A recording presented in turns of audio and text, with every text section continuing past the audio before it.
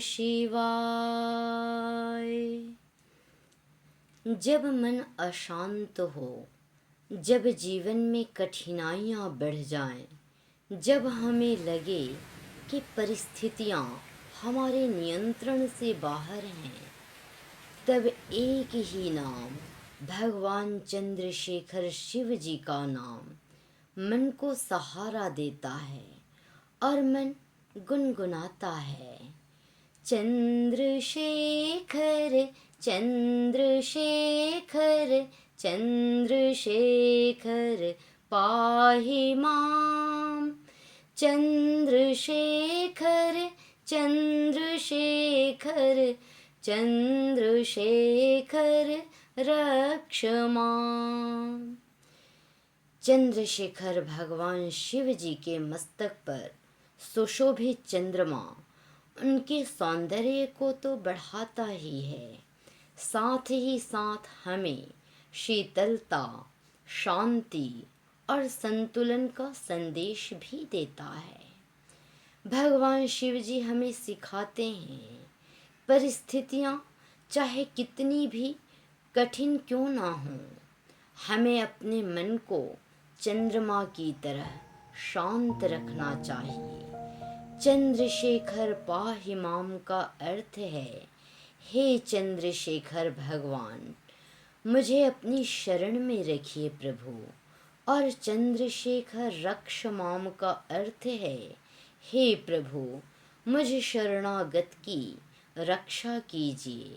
अर्थात शरण में आए हुए अपने भक्त की रक्षा कीजिए भगवान।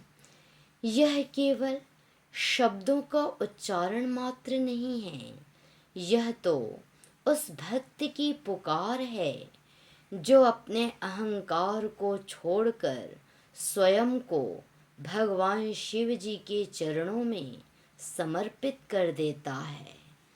जब हम श्रद्धा, विश्वास और भक्ति से शिव जी का नाम लेते हैं, तो हमारा ध्यान बाहरी चिंताओं, समस्याओं से हटकर भीतर की शांति की ओर जाने लगता है।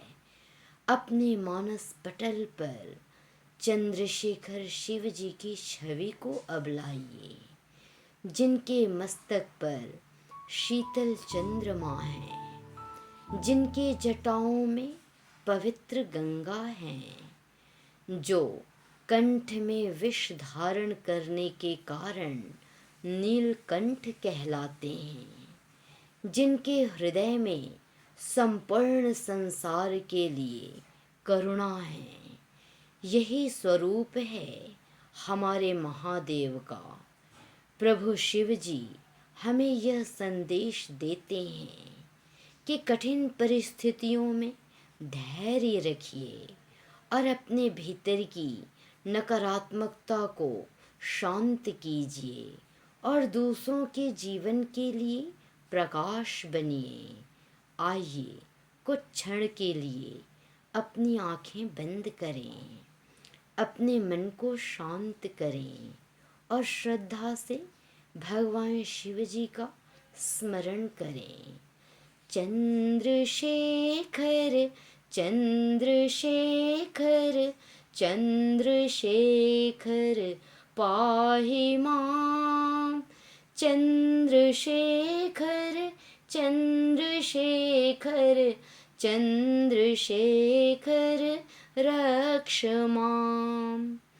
हे महादेव, हमें अभयता का वरदान दीजिए, हमारे मन को शांति दीजिए, हमारे विचारों को पवित्र बनाइए, हमारे जीवन में सत्य, धैर्य, करुणा और ज्ञान का प्रकाश भर दीजिए।